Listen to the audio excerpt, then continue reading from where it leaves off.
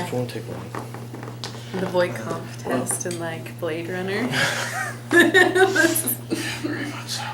Even more so than previous games. It's very, very awesome. Oh, really? I'm so excited I can't even. Awesome. Okay. So, how long have you been with the company in an official capacity? Just In an official capacity, I would say probably 5 years. okay.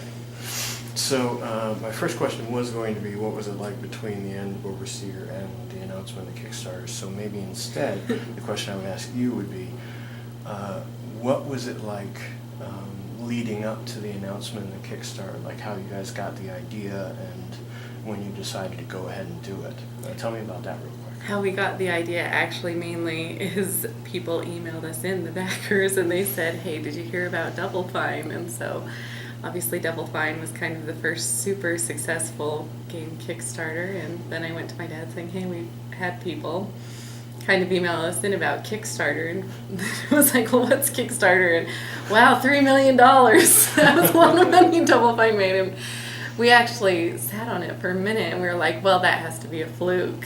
You know what I mean? And then who's the next one? I can see Wasteland too. And they also raised a ton of money. My dad was just going to say, well, I would just be stupid not to at least try it, because obviously finishing the Tex Murphy series was on his bucket list to do. No kidding. And they had never found an avenue that would work for it in between when they overseer and now, because they had tried to revive it several times. Right. Not successfully. So we're like, well, let's just try it. So I remember we did a Kickstarter announcement video saying, we're going to do a Kickstarter, hold that thought. So we had, got a green screen online, a cloth green screen.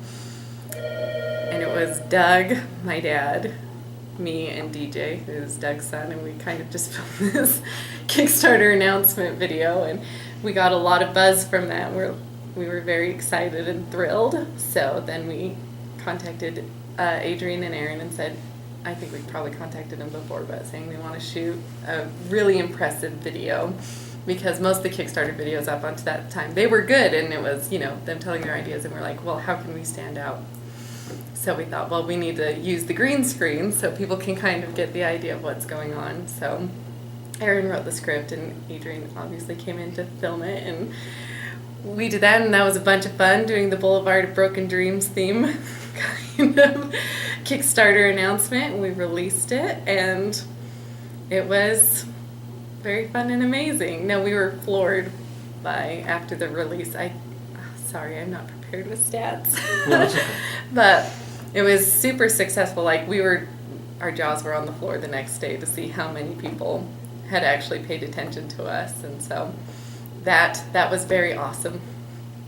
Well, you kind of led right into my next question, which is, was the fan response what you expected or more? It was more. We were floored. I mean, James Lamosi, as we discussed, did the unofficial Tex Murphy site, and this has been on this community for years. And it was such an active community, Obviously people who just love Tex, and, it grew to be more than just Tex, but it was a very strong community, and I think that's kudos to James for putting together such an amazing online community. And I think even before we did the announcement video, we had written up a little thing, and it was kind of outer limitsy, where my dad, it was like the first time he ever posted on the official Tex Murphy site, because mostly it was through Aaron, because my dad types like this, so he's not huge in the online community forums. So we did like, this is not a test, don't adjust your screens, we're going to do something to bring Tex back. And the reaction was immediate, and it was positive, and it was very welcoming, and so it just set it off in the right attitude, and going, yeah, we got support, let's do this. So Yeah. So what has it been like through the whole process, involving the fans on such a level? I mean, to me at least, as far as I know, it's unprecedented. I mean, you hired some to do, the visual effects and some of the 3D modeling, and there's some music and programming assistance. I mean, the level of fan involvement is huge, and I just wanted to ask you, what's that experience been like for you, working with the fans on such a not intimate, but very, very closely with the fans to create Tesla Effect? It's honestly been amazing. When we asked for Tex Murphy testimonials for people to send in, and obviously that's when we first kind of saw Matt Van Roon's testimonial, and it was like, oh my gosh, look how talented these people are, and it was, and it kind of intimidates you for a second, going, oh, whoa, hold on. But a lot of these people, they're kind of, they were teens when Overseer came out, and now they're obviously into their careers, and some have said, I was kind of inspired by Tex, and I love gaming, and he's one of the reasons why I love gaming, and I wanted to go into this. So, I mean, it was perfect in that way of just the support and enthusiasm. These people truly loved Tex and were truly so talented that it was just, like, perfect. I don't know what to say other than it was a no-brainer. Yeah, we had to. To say, yes, come help us. We are indebted to you because we are working with such a small staff here. And so to have people who are genuinely interested and so talented and so loved the character, that it was wonderful. And as I kind of think of it this way of like, wouldn't you give, if you got a chance to work on the Star Wars trilogies before they came out, because they knew I go, these people know the world and they know what Tex should be. I mean, that's kind of how I think of it, because we have our version of Tex, and it may, it's kind of, they know all the backstory and kind of directions they would have gone, or maybe but people who see it from the other side just have this whole complete version of Tex that they know who it is. I mean, I don't know how to explain it. Sorry, I'm not a very good interviewer. No, it's okay. The vision between you guys and the fans seemed to mesh really well. Yeah, So I mean, there wasn't a lot of conflict there. No, and so that was so wonderful to have him on set, to be like, you know what I mean? It was just, they truly love Tex. We love Tex, and it was, they understood him, and anything people contributed, it's like, oh my gosh, that's 100% Tex. You guys are so good. Oh, awesome. I mean, it was perfect harmony. Okay, finally, and obviously you don't have to share any privileged information, but the last question is, what do you think about the future of Tex?